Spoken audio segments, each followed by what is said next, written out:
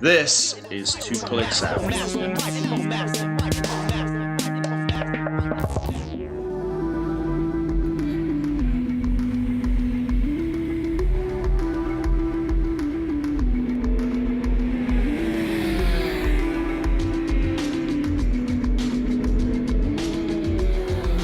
definitely felt a lot more stable braking.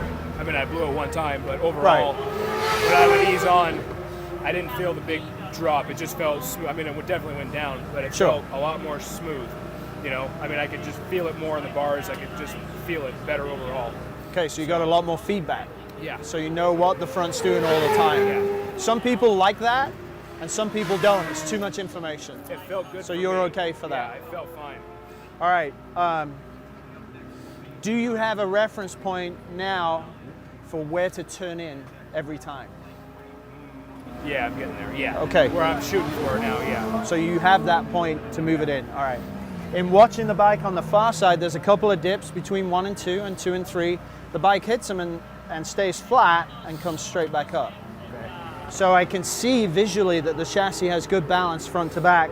The tire wear also shows that. There's no disfiguration of the tread pattern. There is differential wear on the tire because obviously on the right side of the tire here is where you're hard into the gas for extended periods of time, but on the left side of the tire, those corners are steady corners. Yeah. You're just slowly moving your way around and getting through it and getting out. Yeah. Now in the long corner in 1 where I asked you to just hold it and look through, did the bars stay steady? Yeah. Okay, then that will reflect what I saw out there. Yeah. Okay. Now the next and most important part, as we got one left, is that when you're feeding the gas in, provided that your exit point, that you're seeing your exit point and looking at it, from apex out, the bike should always go to the same spot, irrespective of how much throttle you give the bike. Obviously within common sense, you're not just gonna yard on it and go, you're gonna feed the throttle in. So what's key here is if the shock is too stiff or too soft, the more comfortable you get in getting on the gas coming mid-corner out, the bike may start to fade out a little bit and you may have to input the bike and bring it back. Okay. If that happens, I need you to stop. It feels like it might be just a little stiff to me. The tire wear shows potentially it is, especially in this zone here with all these rat tails on the outside. Yeah, it definitely shows that. And there's some real, you can see how big these pieces are right here, Yeah. but they just wipe off. What my concern is this area here where it's getting chewed up. So I need you to do a stop anyway for a pressure check to make sure we're generating enough heat in the tire.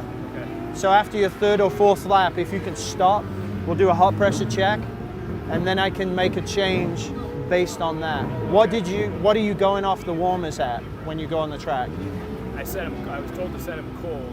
Right, at? 29 and 18 to 19 in the back. Right. So That's fine. I went 18 today. Okay. So it should come up to about 24, 25 hot is what we're looking for. Okay. If we're getting that pressure, great. If we're not, then I'll adjust the hot pressure. On your in lap, that means it's the same pace lap. Okay. Just that obviously follow the track exit protocol and then work your way in, Okay. but don't say, oh, I'm coming off and back out of it. Okay. And one of the things that is really critical where you're going to a new track is you need to be doing 85%. Okay. If you're at 100%, you're riding tight and you're not going to let the bike do the work. And you can't let the bike do the work because your body's controlling the bike. Yeah. The bike should be doing its own thing. Okay. So if you can back it up just a little bit within yourself, just give yourself enough room where you're going, there's my turning spot. Okay, I'm getting to it. Go. And you know you're there, you don't need to look at it. Yeah. So when I'm watching you ride, if I can see you come down to the spot, you know where it is, and you look, you'll find the bike will work much better with you. Okay. If you're trying to micromanage milliseconds of getting to that point, it's really hard. Yeah. If you're managing 2 seconds ahead, it's a piece of cake. Okay. Okay? All right, let's get this back. Grab your helmet and gloves. I'll roll it back for you. Yep.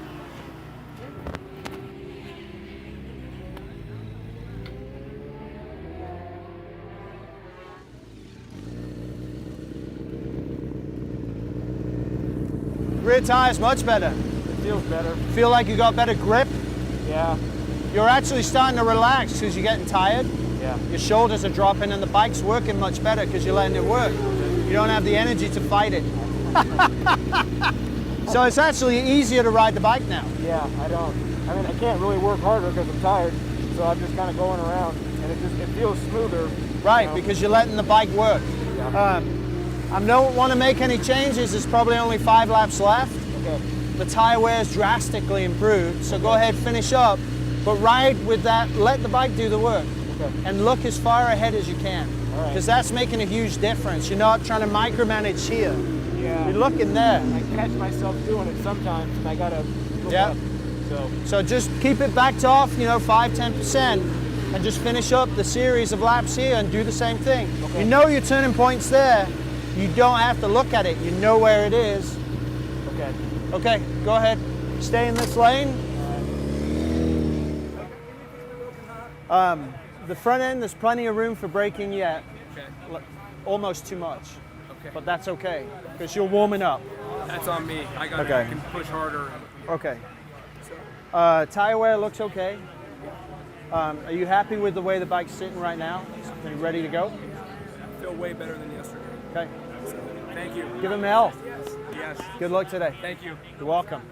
When you say there's more room, are you talking about the forks can compress more? Yeah, Like absolutely. I need more speed?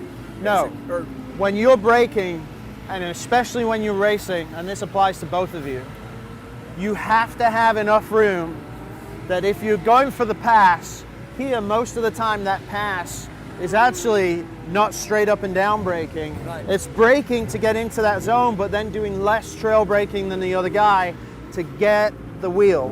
Okay. The problem is if you're towards the bottom of your suspension, you trail brake, you're offline, and you hit a bump, and you don't have suspension travel left, it's okay.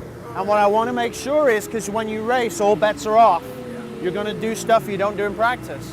That the bike has room to do specifically that. Okay?